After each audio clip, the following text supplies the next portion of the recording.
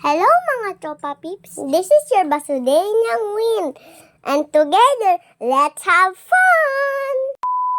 Samahan niyo po kami magpunta po sa farm. Wala nga pala po si Daddy po dyan, kaya po wala po kaming service.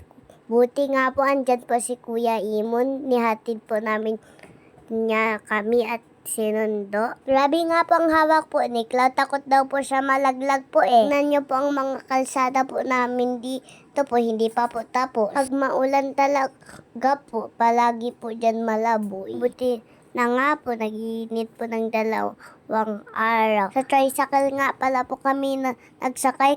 Kaya po ramdam na ramdam po namin ang lubak. Parating nga pala po kami dyan. Kailan na may awing, nakita niyo po kanina si Cloud, nakakapit na naman po. Takot pa din po siya mahulog.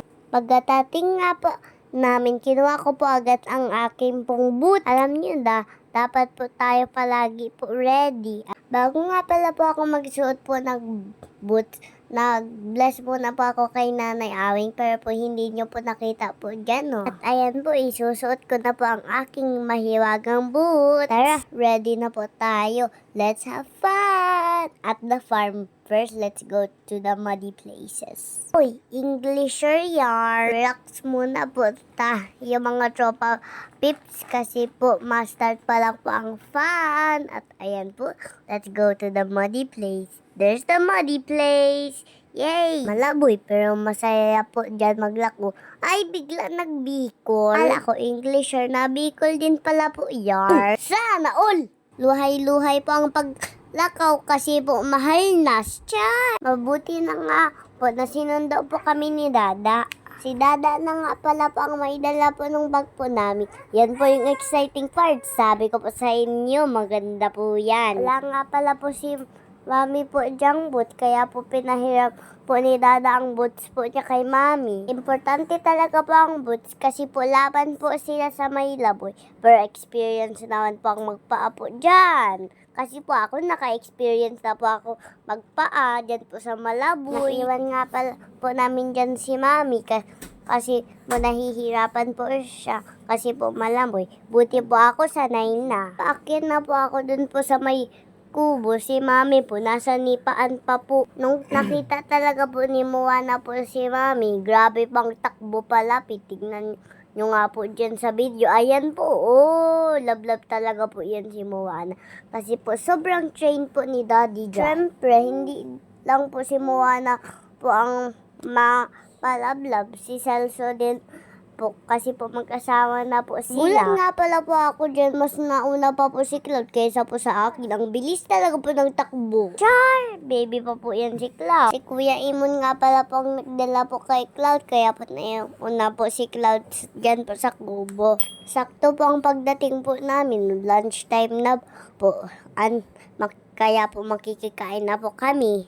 Yung pagod po namin sa paglalakad, sulit din pala po. Sulit kasi po pagdating po namin may pagkain na po. Siyempre po, bago po tayo kumain, dapat po mag-last na food muna po tayo. Favorite ko nga pala po ang ulam, chicken, kasi po yun ang first word ko. Tapos po, mas masarap, gulay! Makulay ang buhay pag may gulay. Napapakanta na naman po tayo, Jar. Kaya po kayo mga tropa pips, palagi po kayo magkakain po ng gulay para po healthy po tayo palagi. Masarap talaga po pag kumain po na kompleto at may kasabay. Kasabay ko nga pala po dyan si Ate Shine, si Kuya Mon, si Mama Yams at si Dada. Siyempre po, wag po kakalimutan si Mami. First time nga pala po ni Mami dito kumain po sa bagong kubo kasi po ako second time na po. Nung Christmas nga pala po dito din po kami nag-celebrate sa kubo. Pero po wala po sila Mami kasi hindi daw po kaya makapunta. Alam niyo naman po, si Cloud. Maulan nga pala po nun, tapos po baha. Siyempre, hindi po kay sila nakakatawid.